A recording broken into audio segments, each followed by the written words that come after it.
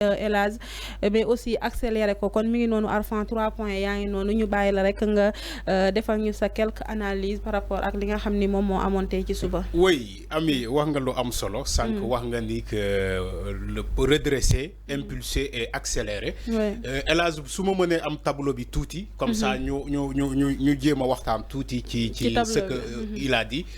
donc il a dit créer une adhésion durable à la vision donc vision boo leen xool on est en 2025 vision bi depuis 2024 depuis 2024 horizon 2050 moom ngeen gis noonu ci tableau bi boo xoolee ci tableau bi premier tableau bi en 2024 dafa ne partager la vision mobiliser les citoyens poser les premières bases de la transformation montrer les premiers résultats boo ñëwee en 2034 xoolal les courbes intéressons-nous tuuti aux courbes yi nekk ci kaw il y a am na bu verte bi moom moo relier 2024 à 2034 mooy diggante 2024 ak 2034 mooy boo xoolee 2025 la ñu nekk boo xoolee premier courbe bi bu verte bi laalul trop 2034 alors courbe bu zone bi moom moo laal carrément 2034 alors ci 2034 bi dañu ne mettre en œuvre l'essentiel des leviers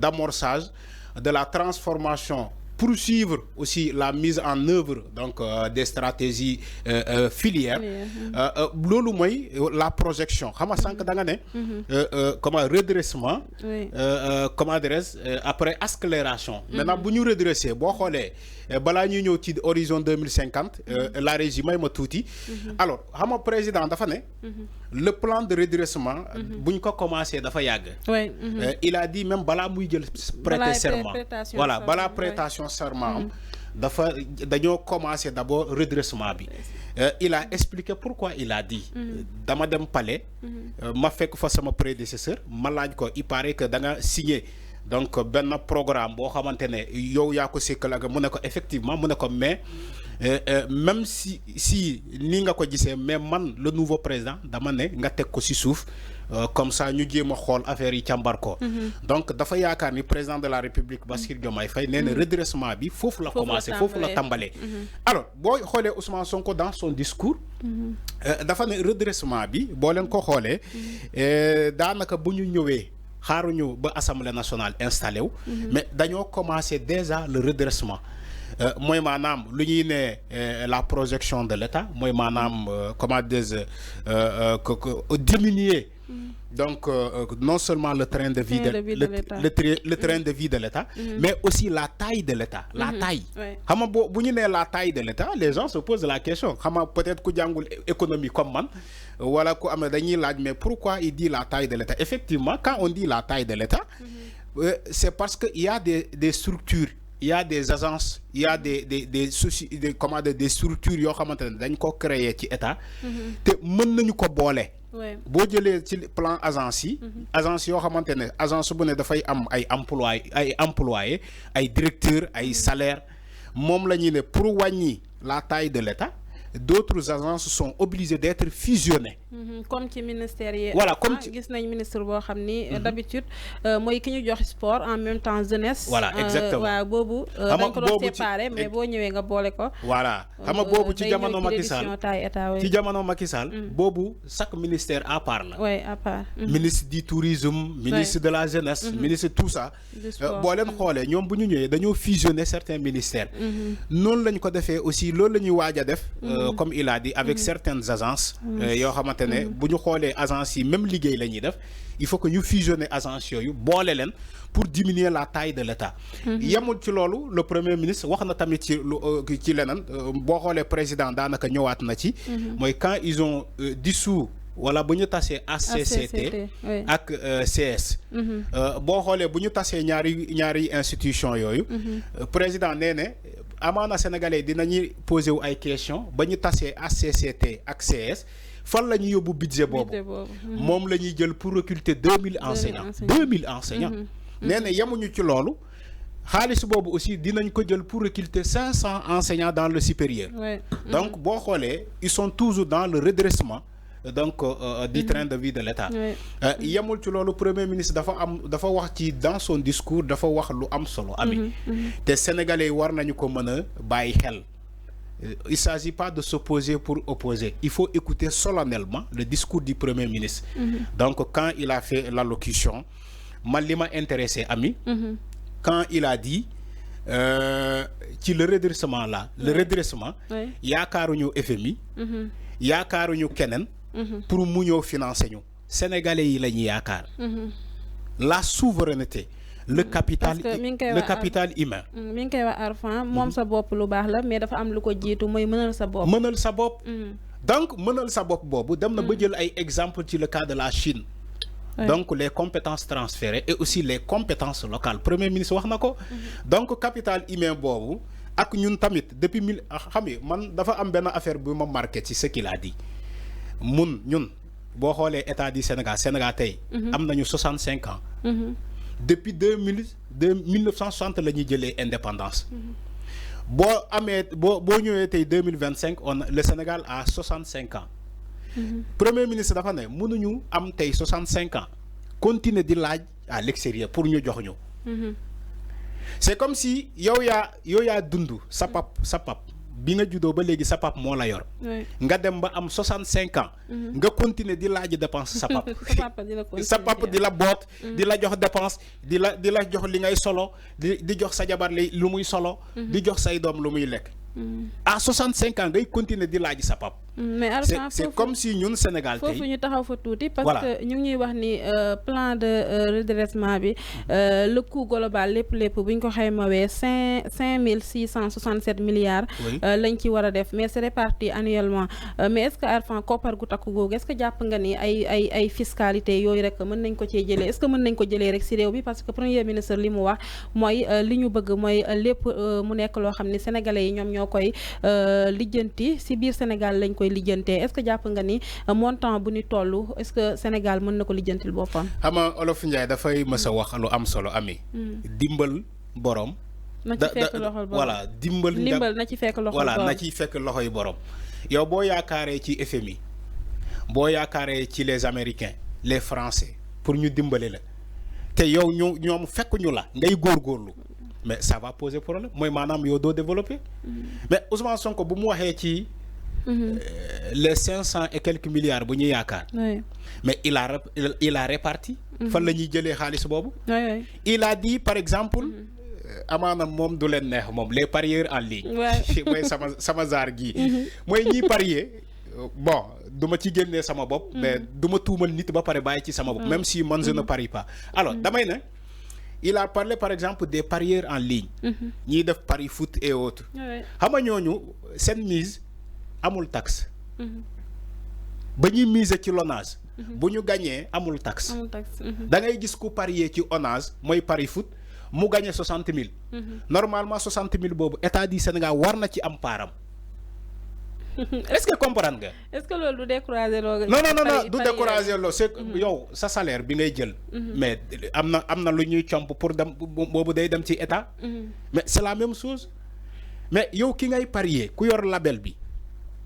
mais moom day jox impôt day fay impôt premier bet day fay impôt état du Sénégal 1xBet day fay premier kii bi day fay impôt la Lonase day fay impôt mais le parieur en tant que tel le Sénégalais lambda bu jël téléphone am connecté di parier ba gagner moom il donne rien à l'état du Sénégal boo demee à l'extérieur ti donne boo demee en France dama lay jox benn activité nañ ñi dem gëstu tuuti boo demee en France par exemple les parieurs en ligne mais boo gañee mais duñu la jox le pari lépp dañuy am lu ñuy dagg loolu ci état lay jëm. ci état lay jëm parce que support bi ngay parier état moo ko garantie je crois que économistes yi xam nañu baax li may wax donc loolu pendant des années on le fait pas au Sénégal on le fait pas en Afrique.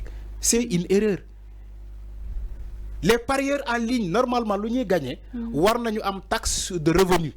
loo xamante ne dañ koy dagg ñu ne ko lii nga gagné mais lii dagg nañu ko day dem ci état. donc ça se fait partout dans les pays les plus développés comme ñun pays yooyu la ñuy roy pour suñu développement. il va falloir qu'on commence donc à habituer ou bien à s'habituer à payer donc les taxes. donc loolu wax na ko donc lu jara retenir ci côté boobu. boo ñëwee tamit ci ce que le premier ministre a dit Ami. foog tamit sami sénégalais yi adapté wu par rapport à ça. dañuy sénégalais yi ñoo war a cotiser c'est les sénégalais ñoom ñooy fay impôt ñoom ñooy cotiser. même si ils ont dit que ils vont réformer l'impôt mooy maanaam c'est que sénégalais amul culture fay impôt. mais dinañ ko def ba mu maasaale ak ñëpp. mooy maanaam di nga fay impôt te doo yëg dara ci sa poche. donc loolu il est temps. pour ñu mën a réformer impôt bi ba sénégalais yëpp ñu mën a familiariser wu ak fay impôt te doo yëg dara li fay nga impôt. sociétés yi yoo xamante ne ñu ngi basé wu au Sénégal ay les cimenteries ñii nag fii di exercer ba pare ñu exonérer leen. moom lañ ne loolu mënul continuer. munoo am société bu mel noonu ngay exploiter au Sénégal di liggéey fii di am xaalis ba pare ñu ne dañ lay exonérer doo fay impôt doo fay taxe loolu mënul continuer. donc loolu aussi je crois il est revenu largement sur ça. Sénégalais war nañu familiariser wu avec ça aussi. leneen tamit wax na ko nee na Ami. xaalis boobu yëpp incha allah dinañ ko liggante sans braver suñu ressources naturelles. Le financement ne causera pas une hausse de la dette publique aussi. Exactement. xam nga aussi buy uti ay fonds. L'ancien régime de Macky Sall ils ont tendance à brader les ressources naturelles mooy maanaam ay signature yaa ma neex ay jéem a négocier ay négociations yoo xamante ne kenn xamul lu mu doon. léeg-léeg sax ñu jël pétrole bi tayle ko tubaab bi parce que ñoom xaalis la ñu bëgg daar ci moment boobu. donc c'est ce que Ousmane Sonko a dit xaalis boobu dinañ ko lijjanti sans braver les ressources naturelles mooy maanaam suñu ressources naturelles duñ ko tayle mais xaalis boobu dinañ ko liggante ba jot si ba sénégalais yi mën a defaru ci xaalis boobu. nee ne tabax terrain ay stade baax na tabax ay lii yëpp baax na loolu yëpp ñoom dinañ ko def mais balaa nga koy def il faut que sénégalais lambda bi am lu mu yëg ci poosam.